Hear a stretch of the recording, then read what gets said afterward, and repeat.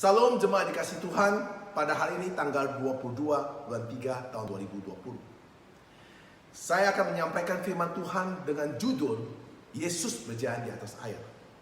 Jemaat dikasih Tuhan, mulai video ini ada rekaman. Saya percaya, walaupun kami rekaman, tetapi saya percaya jika saudara atau jemaat dikasih Tuhan sungguh-sungguh mendengarnya, maka jemaat dikasih Tuhan akan mendapat pesan-pesan Tuhan. Nah, dengan tema kita ini Yesus berjalan di air, ada dalam firman Tuhan di Matius 14 ayat 22 sampai 33. Silakan jemaat untuk baca semua di rumah masing-masing. Saudara dikasih Tuhan, saya ambil kesimpulan pada ayat 23. Dan setelah orang banyak itu disuruhnya pulang, Yesus naik ke atas bukit untuk berdoa seorang diri. Ketika hari sudah malam, ia sendirian di situ. Jemaat yang dikasih Tuhan, ada komplot atau ada konflik antara orang Farisi dengan ahli-ahli Taurat. Sehingga konflik itu terjadi. Maka Yesus untuk mau sendirian naik ke bukit untuk berdoa. Sedangkan murid-muridnya disuruh naik perahu untuk ke seberang. Jemaat yang dikasih Tuhan, Yesus pun harus mempunyai waktu untuk berdoa. Bagaimana dengan kondisi kita pada hari ini? Kondisi pada hari ini semua ibadah disuruh tutup. Karena ibadah tidak bisa berjalan karena ada SK dari gubernur untuk semua orang harus dirumahkan. Karena ada virus COVID-19. Maka waktu inilah ada saat-saatnya kita berdoa. Waktu inilah adalah saat-saat kita berdoa. Yesus pun ketika menghadapi konflik antara orang Farisi dengan orang Yahudi, maka Yesus pun sendiri untuk berdoa. Siapa kita kalau kita tidak ada waktu untuk berdoa? Hal-hal ini kita di rumah adalah untuk kita berdoa kepada Tuhan, bersekutu kepada Tuhan. Nah, jemaat dikasih Tuhan, pada zaman ini banyak orang sudah tidak tergantung kepada Kristus. Banyak orang tidak tergantung kepada Tuhan lagi. Mereka tidak menjadi teladan. Mereka semua itu manusia-manusia itu sudah berjatuh dalam dosa. Sehingga telah mengabaikan kehendak Allah. Sehingga rohani mereka kering. Pada zaman inilah adalah bukan kita mendengar situasi-situasi sekarang yang mencengkeramkan, tetapi saat-saat ini adalah waktu-waktu kita adalah untuk berdoa kepada Tuhan. Kita kehilangan jati diri kita. Kita kehilangan semua dalam pemikiran sehat kita. Sehingga kita keganggu dengan situasi-situasi. Sehingga kita di rumah pun kebingungan untuk apa yang harus kita kerjakan. Kebingungan apa yang harus kita lakukan. Kebingungan apa yang harus kita perbuat. Sehingga ini saatnya untuk kita berdoa. Di mana kita berdoa untuk bersekutu intim dengan Tuhan. Jemaat dikasih Tuhan, saya boleh katakan bahwa kita sudah lupa tergantung kepada Allah. Kenapa? Kalau kita sudah lemah atau kita sudah tidak tergantung kepada Allah, sehingga hidup kita terpengaruh dengan situasi-situasi apa yang ada di dalam situasi ini. Kalau kita hidup tergantung kepada Allah, maka kita akan kuat. Kita tidak terpengaruh. Ingat, kita adalah anak-anak Allah. Kita sudah ditembus oleh Kristus dan mati di kayu salib. Dan Tuhan sudah menjanjikan untuk hidup yang kekal.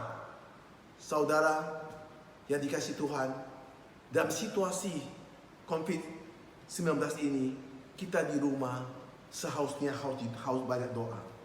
Hidup kita harus tergantung bukan kepada situasi media. Kita sudah banyak persekutuan dengan media. Sehingga dengan persekutuan dengan media, maka kita terinfluence dengan ketakutan, kegelisahan. Maka saat-saat ini adalah kita harus kembali untuk bersekutu dengan Tuhan. Sehingga dengan doa adalah suatu hal yang seorang umat Tuhan yang harus berkomunikasi dengan Tuhan. Bukan kita terpengaruh dengan situasi. Kita bukan bersekutu dengan Allah, tapi kita bersekutu dengan media. Kita bersekutu dengan media-media sosial yang begitu menakutkan. Sehingga media sosial ada yang plus, ada yang minus. Kita tidak bisa bedakan. Tapi marilah kita sekarang ini Seperti Yesus, waktu dia terjadi konflik antara orang Farisi dan orang ahli Taurat, dia tidak akan campur tangan, tapi dia seorang diri di bukit untuk berdoa. Begitu jemaat yang dikasih Tuhan, saatnya kita di rumah ini, kumpullah saudara-saudara kita, kumpullah family-family kita yang ada di dalam rumah. Mari kita bergandeng tangan, berdoa, bernyanyi, berdoa, bernyanyi. Kira Tuhan yang menguatkan kita semuanya. Jemaat dikasih Tuhan, hidup ini adalah persekutuan dengan Tuhan, bukan persekutuan dengan media sosial. Maka karena dengan persekutuan sosial, hidup ini sangat, kita selalu cari jalan yang praktis. Kita cari yang praktis, maka kita lemah dan ketakutan. Karena praktis, maka kita lemah dan kekuatan. Karena sumber kekuatan adalah dalam Tuhan. Sumber kekuatan adalah Tuhan, yaitu doa. Mari kita baca ayat yang ke-24. Perahu murid-muridnya sudah beberapa mil jauhnya dari pantai dan diombang-ambing gelombang karena angin sakar. Kira-kira jam 3 malam, datanglah Yesus kepada mereka, berjalan di atas air. Dalam firman Tuhan ini kita bisa kesimpulan, pada zaman itu, Danau Galilea itu banyak sekali roh-roh jahat. Sehingga goncangan itu bicara isu-isu dunia, goncangan bicara isu-isu hak dunia, sehingga membuat kita ketakutan, sehingga iman kita remah. Saat inilah banyak roh-roh jahat mengacaukan pikiran kita, sehingga kita membuat jadi sebuah anak Tuhan menjadi ketakutan, kegelisahan, sehingga sampai tidak bisa melakukan sesuatu, tidak bisa bahagia, tidak bisa damai karena isu-isu dari COVID-19 ini. Bapak, Ibu yang dikasih Tuhan dan jemaat kasih Tuhan, ingat, jika Tuhan di pihak kamu, siapa lawan kamu? Dari kematian Kristus sudah menanda semua dosamu sudah diampuni. Dari kematian Yesus sudah menyatakan apapun sudah selesai. Maka kebangkitan Kristus sudah menyatakan bahwa kita akan dirindungi Tuhan, hidup kekal pun sudah dijaminkan Tuhan. Jadi jemaat dikasih Tuhan, di dalam saat itu terjadilah gelombang-gelombang, terjadilah angin sakar, sehingga saat itu roh jahat mengacaukan pikiran-pikiran murid-murid Yesus. Apalagi kita berkata dengan jam 3 pagi. Nah, jam 3 pagi kalau boleh dikatakan, dalam saat-saat itulah roh-roh jahat lagi berkuasa.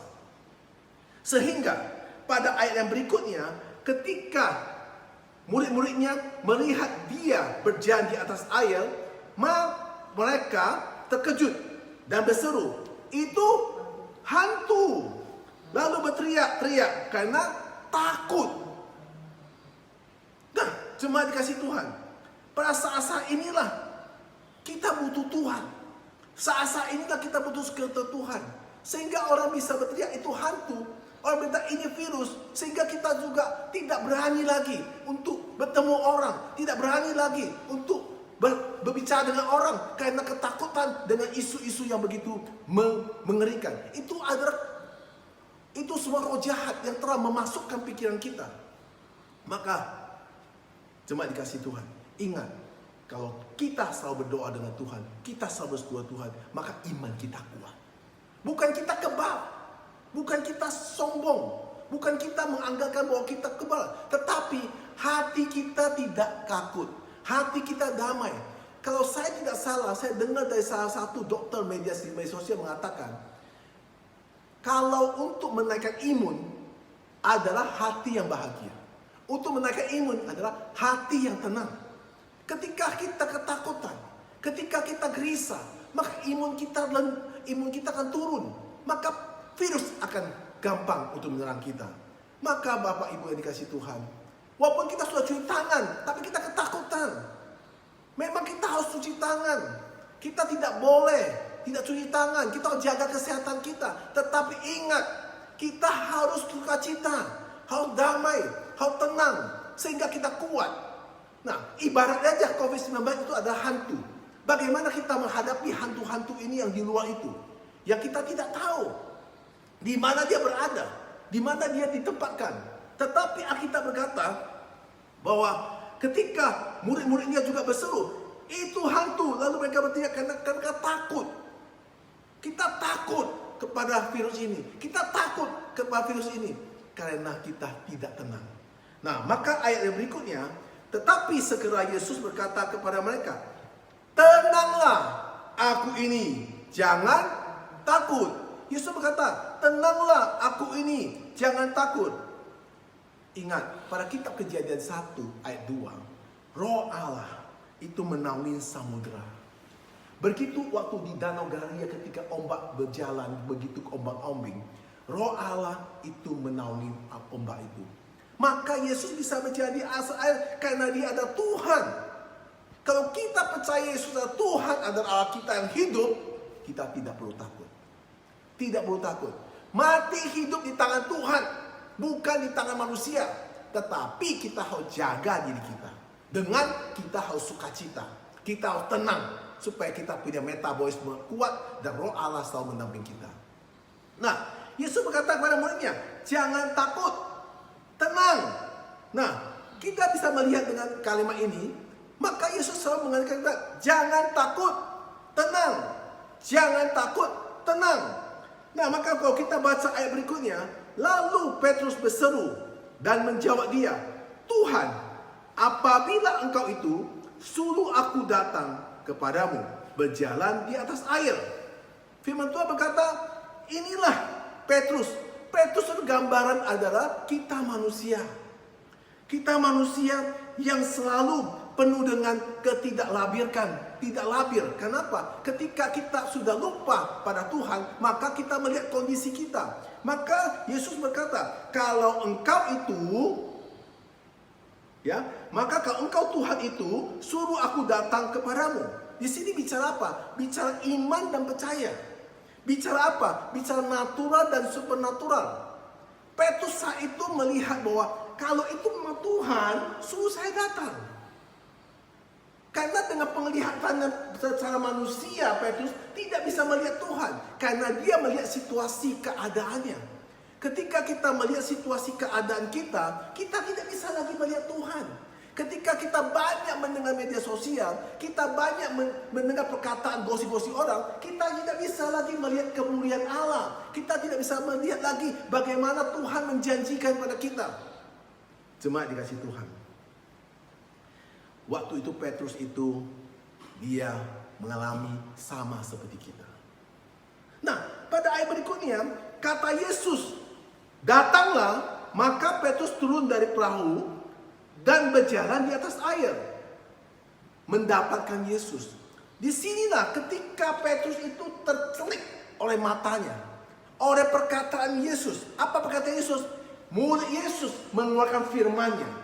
Ketika mulut Yesus mengeluarkan firman-Nya, maka Petrus pada awalnya untuk melihat secara natural, bisa melihat supernatural. Jemaat dikasih Tuhan. Bagaimana Petrus bisa jalan di atas air? Karena Petrus bukan melihat keadaan. Karena Petrus bukan melihat situasi. Tapi Petrus melihat Yesus. Kalau kita terus melihat Yesus, kita terus memandang Yesus, kita memandang firman-Nya, tidak ada yang mustahil. Dari natural menjadi supernatural. Cuma dikasih Tuhan. Petrus memohon dengan imannya. Iman memohon apa? Kalau engkau itu, bawa aku berjalan di atas air. Yesus menjawab, datanglah. Kata datanglah, itu murid Yesus mengeluarkan firman. Ketika Yesus mengeluarkan firman, apapun akan jadi. Nah, kalau kita mau keluar dari COVID-19 ini, kita mau bebas dari COVID-19 ini, asal Yesus mau mengeluarkan firman. Ketika Yesus mengeluarkan firman, maka semua COVID-19 ini akan bersih. Kami percaya karena kami anak Allah. Firman yang meneguhkan kami. Yesus Kristus yang akan menopang kita semuanya. Jemaat dikasih Tuhan. Yang menopang kita adalah Yesus Kristus. Jika Yesus mau berfirman, maka virus itu semua akan lenyap. Ketika Yesus mengatakan pada Petrus, Datanglah, itu ada perkataan firman. Maka saat inilah persekutuan dengan Allah kuat. Tuhan dapat melakukan semua. Tuhan juga dapat mematahkan semua kuasa jahat. Tuhan juga bisa membersihkan semua yang jahat. Jemaat yang dikasihi Tuhan. Maka Tuhan akan menolong dan menyertai manusia yang percaya kepada Dia. Tuhan akan menolong setiap manusia yang percaya kepada Dia. Janji Tuhan adalah ya dan amin. Janji Tuhan adalah ya dan amin. Sekarang situasi sekarang ini, kita kemana-mana pun sulit. Ya, kemarin saya ke Bandung. Saya itu tinggal di hotel, satu hotel yang mewah. Ketika saya breakfast bersama anak saya, ya hanya saya sama anak saya berdua di dalam breakfast itu. Nah di ujung sana ada satu orang lagi. Tetapi ketika saya makan omelet sama bacon agak keras, ketika tersangkut di leher saya batuk, langsung saya ditangkap, langsung saya diinterogasi. Dianggap saya adalah orang yang positif untuk punya virus COVID-19 itu. Saya diinterogasi, kemudian saya dicek, kemudian saya diukur suhu saya dicek pernafasan saya disuruh pom semuanya. Coba Bapak, Ibu yang dikasih Tuhan, seperti kondisi ini kita kemana-mana pun tidak nyaman. Ya, ketika ada satu orang batuk di pasar, semua kabur. Ketika ada satu orang, ya, dimanapun ada kumpul di kafe, semua kabur. Di mana-mana kita selalu diperhatikan orang. Nah, Bapak Ibu dikasih Tuhan, marilah kita di rumah ini untuk berdoa, intim persekutuan dengan Tuhan. Dan karena janji Tuhan ya dan amin. Bagi Tuhan semua itu akan beres. Untuk COVID-19 itu bagi Tuhan itu gampang. Jika Tuhan katakan pergi, semua akan pergi. Juga katakan bersih, akan bersih. Nggak ada yang mustahil. Cuma dikasih Tuhan. Mari kita pada hari Minggu ini, waktunya kita untuk bersama Tuhan. Waktu kita bersekutu dengan Tuhan. Waktu kita intim dengan Tuhan. Bukan kita tidak boleh lihat media. Bukan, boleh. Tetapi jangan sampai masuk ke dalam hidup kita. Persekutuan kita dengan Tuhan. Bukan kepada media. Persekutuan kita dengan Tuhan. Bukan kepada isu-isu di luar. Jika Bapak Ibu bisa di rumah. Dan hari ini di rumah. Bersama keluarga. Doa. Pagi, siang, malam. Doa. Persekutu dengan Allah, maka hati itu tenang. Dan janji Tuhan ya dan amin. Tidak usah memikirkan hari esok. Hari esok itu adalah urusan Tuhan. Hari ini kita bicara sama Tuhan. Besok Tuhan bikin lebih baik lagi. Besok Tuhan bikin lebih baik. Tuhan akan merencanakan terbaik buat kita. Mari kita berdoa supaya kita tahu Tuhan kita sangat mengasihi kita. Tuhan kita sangat menyertai kita. Tuhan kita sangat menyayangi kita. Mari kita doa untuk pada hari ini. Mari kita berdoa. Tuhan, tolonglah kami untuk melihat Kristus dan memperoleh pengharapan hanya di dalam Dia. Kami mohon kekuatan untuk melewati bahaya-bahaya virus COVID-19 ini, dari dunia ini, dari kejahatan virus ini. Beri kekuatan kepada kami melalui pengharapan yang sejati, yaitu pengharapan hanya dalam Tuhan Yesus, Raja dan segala Raja. Memulihkan kami dalam keadaan ini dan segala sesuatu. Kami percaya Tuhan akan menyertai kami semuanya. Kami berdoa di dalam nama Yesus Kristus. Amin.